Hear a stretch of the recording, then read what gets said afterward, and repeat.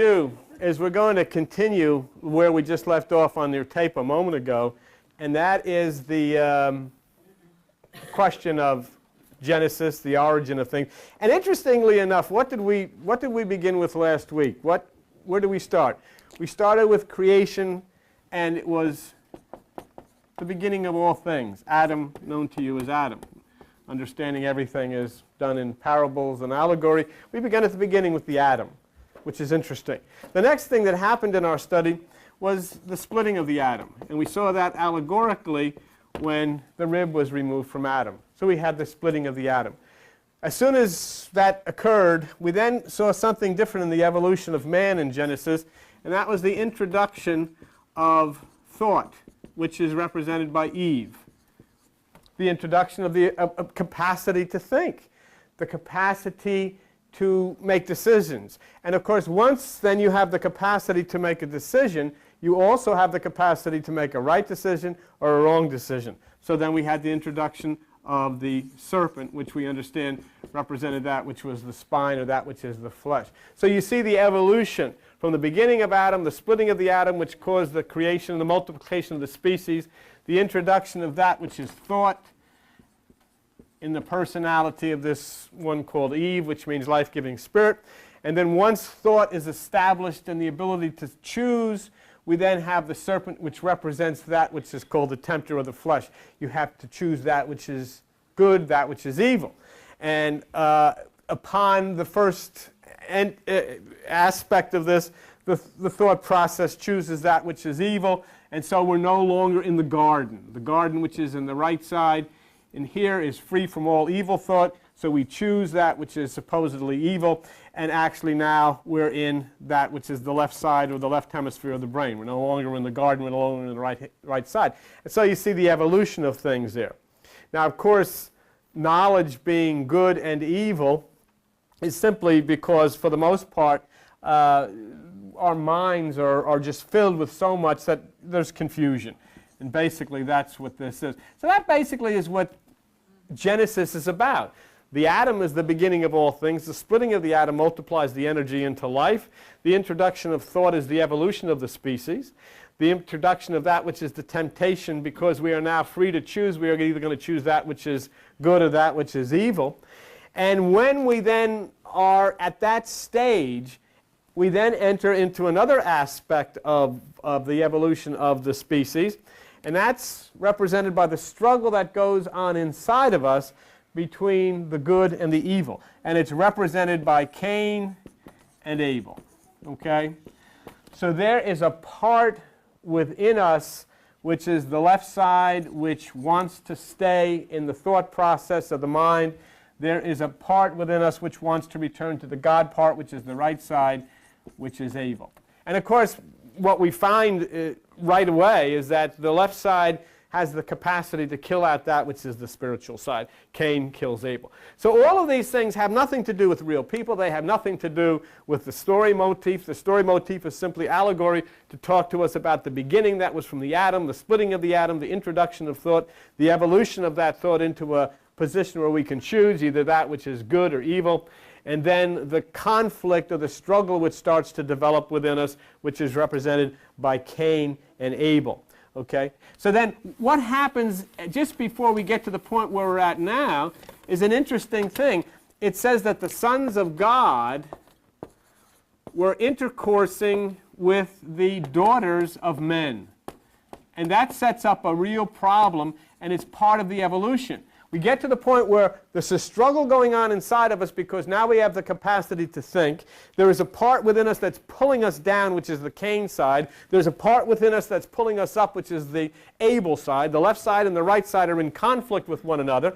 And now there's a tendency for us to integrate that which is spiritual and that which is carnal together. And that's what it means when the sons of God are intercoursing with the daughters of men. It means the divine principles of the mind are actually being used and circulating or intercoursing with that which is the desires of the emotions. And what happens then when that occurs, this equals religion. It's exactly what it is. It's when spiritual aspects develop in your mind, and they're used actually in that which is the tree of the knowledge of good and evil. How could that be? Religion has some very good points to it. Talks about singing about God, praising God. Those are all good things. Going to church for the most part is a good thing. Help the poor. Don't do some things which you shouldn't do. And those are all very good things, and they're the sons of God. The problem with it is they intercourse with the desires of the emotions. And so what happens? We're the only right one. The rest of you are all going to hell. If you don't follow our way, you're a sinner. You have to be saved by doing it our way. All of those other people in those other religions are pagans. They're evil. They're under the Satan. So therefore, you have that which is religion, which has a lot of good points attached to it, totally involved, which is that which is the daughters of men, which is the emotions and the desires to control and to have you totally tuned into them. So you then have religion or spirit, which is consumed in that which is the knowledge of good and evil. Okay? When that occurs, and that's the point where all of you are at, because that's where we've all come through this. We've all manifested. We all came from the atom, right from the very beginning. You were a little tadpole swimming up that canal, and then you impacted at the egg, and you became a human being, and all of this kind of business. All of this evolution came into each one of us, and you reached this point. You reached the point where your religion was involved with your emotions. And it caused a lot of confusion. There was a lot of things that you wanted to accomplish for God, but at the same time you found yourself standing with a church or standing with a pastor or not liking this group or not liking that group and so forth and so on, and the confusion came.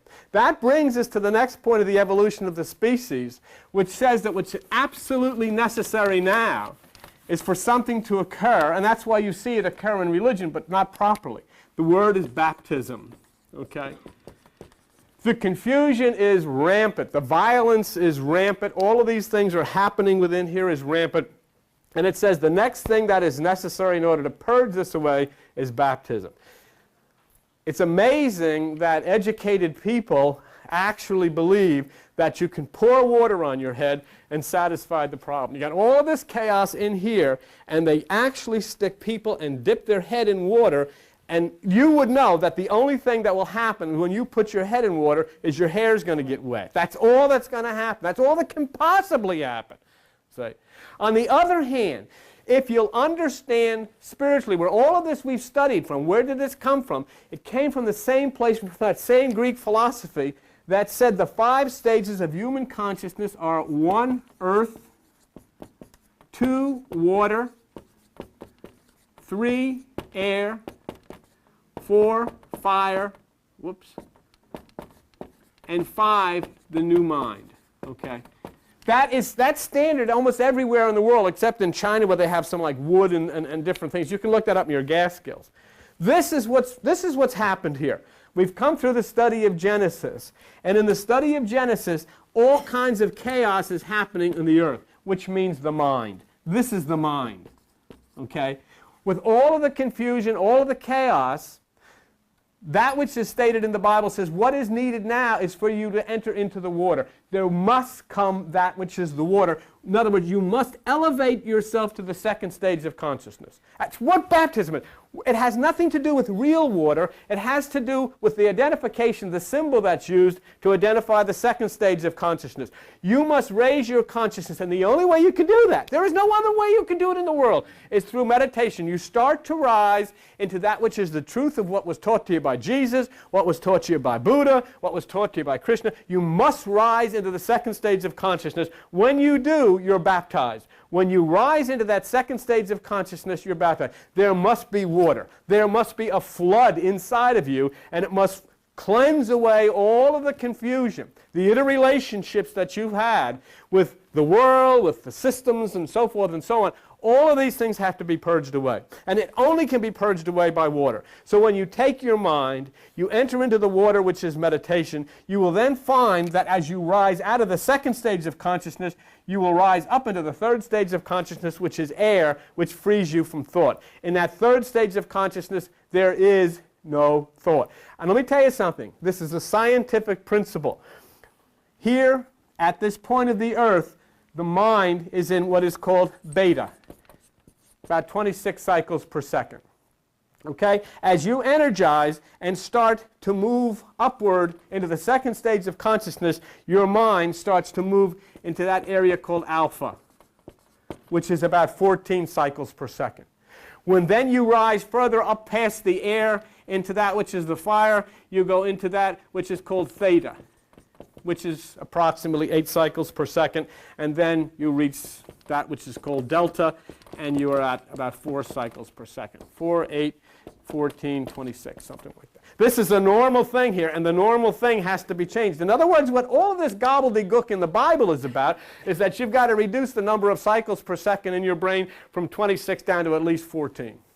If you don't do that, you're not going anywhere. As long as you're at 26, you're going to be steeped in chaos, confusion, fighting, screaming, turmoil. Kids are going to be against you. You're going to be against kids. People are going to bomb one another, shoot one another, kill one another, because it comes out of the tree of the knowledge of good and evil, which pulsates at 26 cycles per second. Doesn't make any difference what you do. Doesn't make any difference how many books you read. Doesn't make any difference how good you think you are, how many times you go to church. If that's at 26 cycles per second, you're a nut, I'm a nut, and you're going to be in chaos constantly. So you can talk all of these words, you can talk baptism, you can talk confirmation, you can talk communion, you can talk all of these things. If you're at 26 cycles per second, you're in chaos. It can't be anything, because what's happening, you're getting a lot of good stuff piled in with a lot of bad stuff, and it's confusion. When you get into, you know how you get down into alpha? Listening to a symphony, listening to some quiet music. You can sit and listen to Yanni. Automatically, this thing will kick down from 26 down to 14 cycles per second. Automatically, it'll happen. The point and the difference is, and I was talking to somebody the other day about meditation, is that this has to be a lasting, disciplined thing. The difference between simply dropping this from 26 to 14 is the purpose. The purpose that I say is you must tell your mind, I am looking for the Christ mind. I am seeking the mind of Christ, the Jesus who is within me, the Jehoshua who is with me.